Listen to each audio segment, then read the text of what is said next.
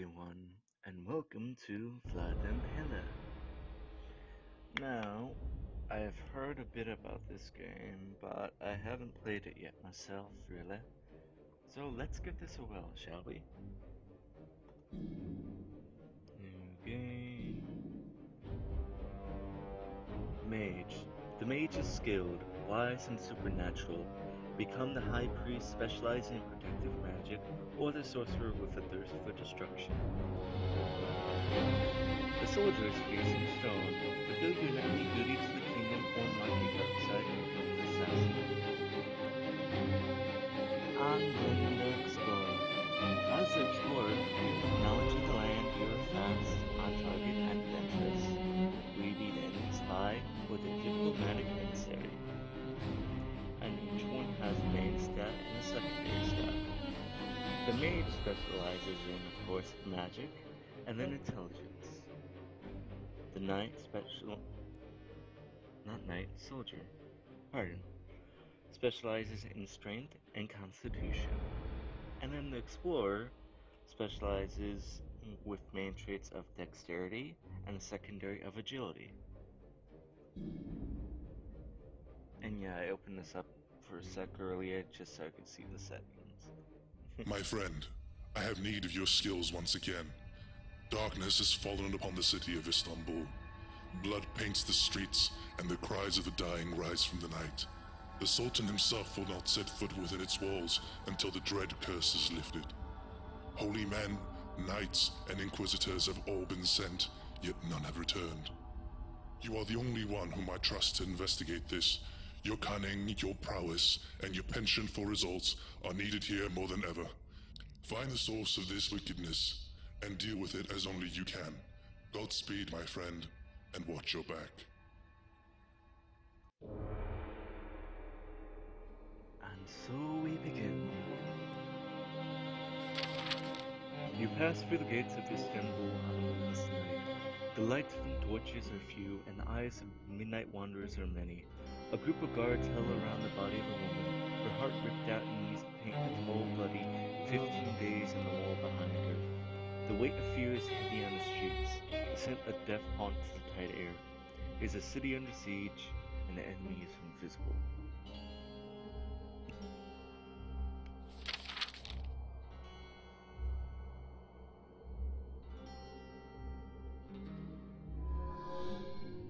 Turn 1 of 15. So yeah, there's a morality thing that I noticed. And then base stats, these are all. And then this is a pretty cool thing. When you hover over the selection, does the light up. So let's see, we can go to the port, the square, or the bazaar. Last time I went to the bazaar, so let's do it again. Find the bookseller. You enter the tent of a bookseller in the bazaar. The owner sits statically on a large pillow. His face is cracked with wrinkles. I say wrinkles? Pardon.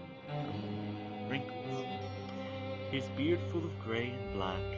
He motions for you to sit across from him. His nephew offers you Turkish coffee. After both of you have sipped from your cups, the nephew politely asks what information his uncle can help you with. Well, there's some pretty fucked up things going on in the place, but since I just got here and I explored, I already know about the place. And you know about Istanbul. The old bookseller points across the tent. The nephew dutifully runs over to that shelf. He pulls out a particular volume and hands it to you. The cover reads, Architects of the Empire. Between its covers are stories of the various buildings within the city, from the Basilica to the palace to the city walls.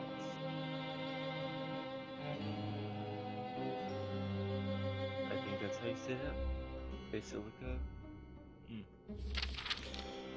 One obscure passage that catches your interest is about the mad architect who designed the city's cistern. It seems to allude that there was a secret temple to Medusa hidden within the cistern, but that door would only open when the cistern was flooded. And you get 1 intelligence for that.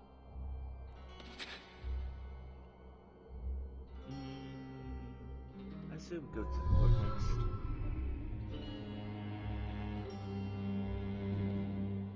I should gather information. Probably.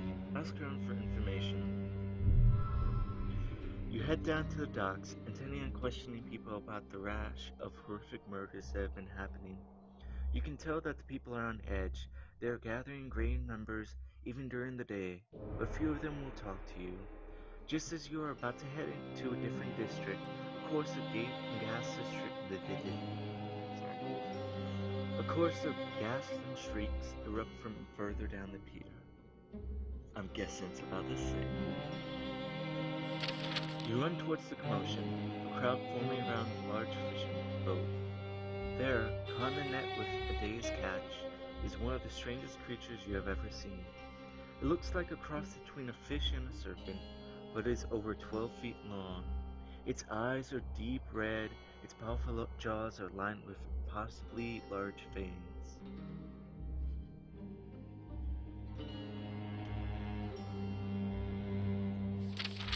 Several people cross themselves, despite the fact that it is clearly dead.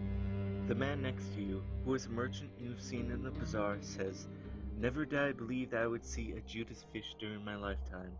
I will pay you 40 gold for it." The fishman accepts, but says he won't touch it. The merchant then says another 30 silver coins to the man who will carry it back to my tent. Sure. I'll carry it, you say, as the merchant thanks you profusely. I can't say words about that.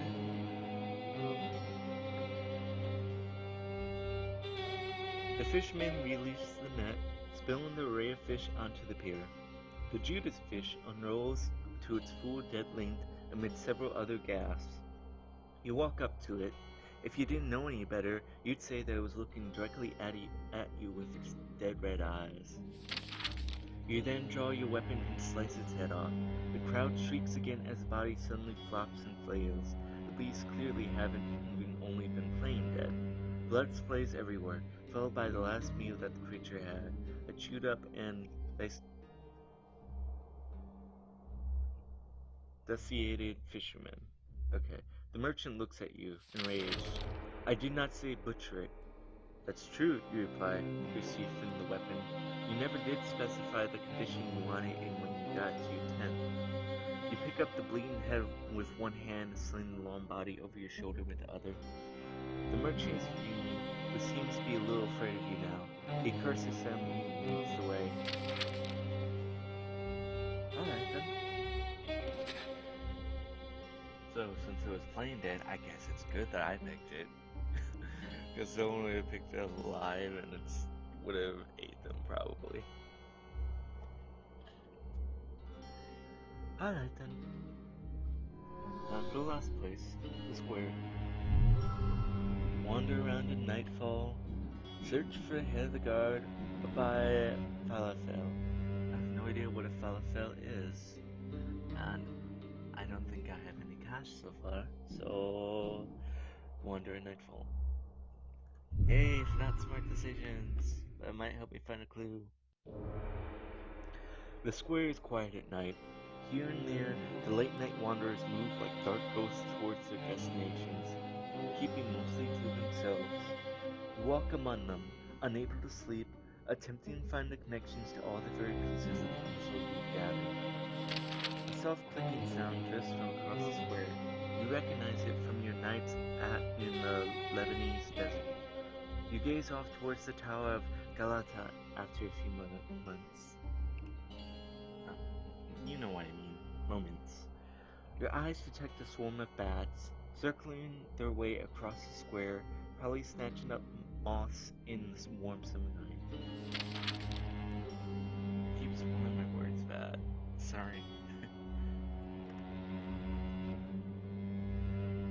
The sight reminds you of happier times, the warmth of a body next to you on open sands, but as you watch the cloud of bats, you realize that their movement is strange. It almost seems like they are spalling around so tightly that they are collapsing in on one another. You blink in disbelief as the swirling clouds condense into the form of a man, dressed in full in black. I could attack them on automatically or approach them. Attack the vampire or get information? This place is very strange as fuck, so I might as well follow. You walk towards the man. He looks at you with eyes that burn white beneath flowing black hair. You there, you say. Who are you? What are you doing here? I'm taking in the sights, he replies in a low voice. And yourself? You fall into step beside him as the two of you walk south. I'm here because Istanbul is slipping into darkness, you say, and someone needs to save it. The man nods. Indeed, it seems someone should. You glance over at him. Are you one of those dark powers? You ask. He doesn't quite smile when he replies. I am a dark power, but not the one you speak of. Shall I be wary of you anyway? You ask. If you are wise, he replies. But I will not be here long. There are many other threats to this place that you should spend your time investigating if you truly wish to save this city. I'm listening, you say. Start with Baliska, he replies. I was once told that the worst men in Istanbul use the east entrance. I'll look into that, you say. Anything else? He glances over at you with his ghostly white eyes. Yes, he replies. Given the choice between a sword and a flower, always choose the flower. Look over at him again, confused. He simply nods, then suddenly 20 yards away from you.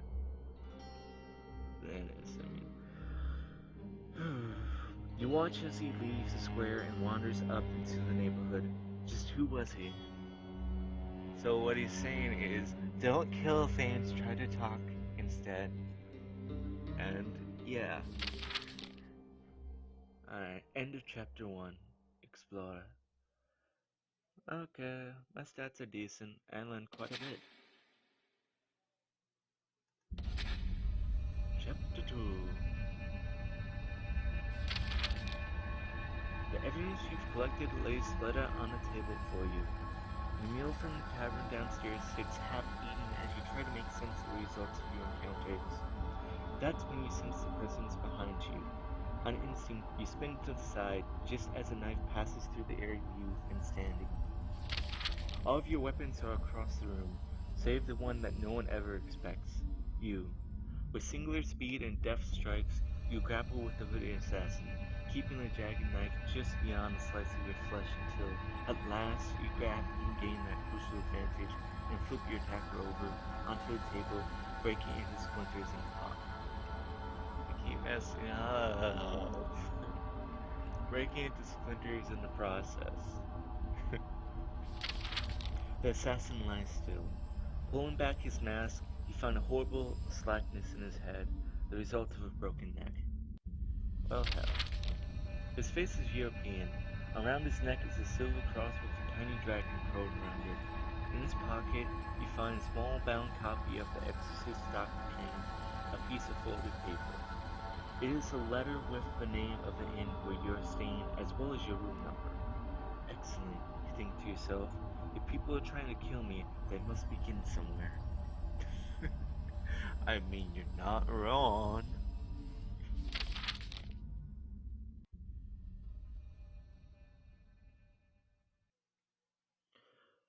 You may now enter the catacombs and the Basilica, not Basilisca. Jesus.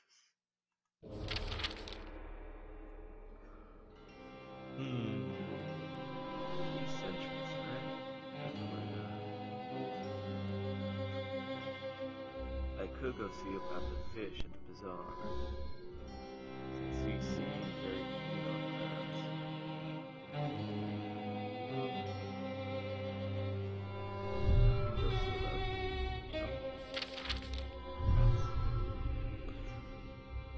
Alright. I could walk through the main room, attend the mass, which would probably help my stats, or visit.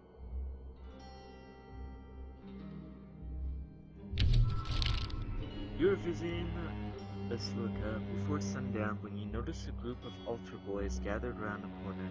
They seem to be up to something, but you can't tell what. When the priest finally calls for them, they run off giggling and shoving each other. You approach a small table where they have been gathering around an open box. Peering inside, you find a mouse. The mouse is desperately trying to get out of the box. The boys have covered the poor thing in lamp oil, so it's just slipping helplessly off the sides. That's rude. I could free the mouse, or leave the mouse and wait to see if the altar boys come back for it. If they come back for it, then I can go ahead and punish them. Or get information. If I free the mouse, then it's just kindness speed.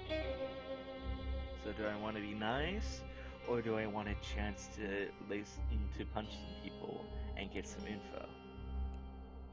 I guess I'll be nice. Remembering the mouse they used to feed at the orphanage? This is the first time I'm hearing of an orphanage. Excuse? You pull the little creature out of the box and put it in your pocket. Once you're outside of the basilica, you set it free in an alley. As it scampers away, remember how difficult it can be for a creature so small to get out of going to church. Oh, that gave me charm. Okay. I think that's enough for right now. I'll try to do more of this another day. So I hope you enjoyed, even though I messed up a bunch. And I'll see you guys later. Bye!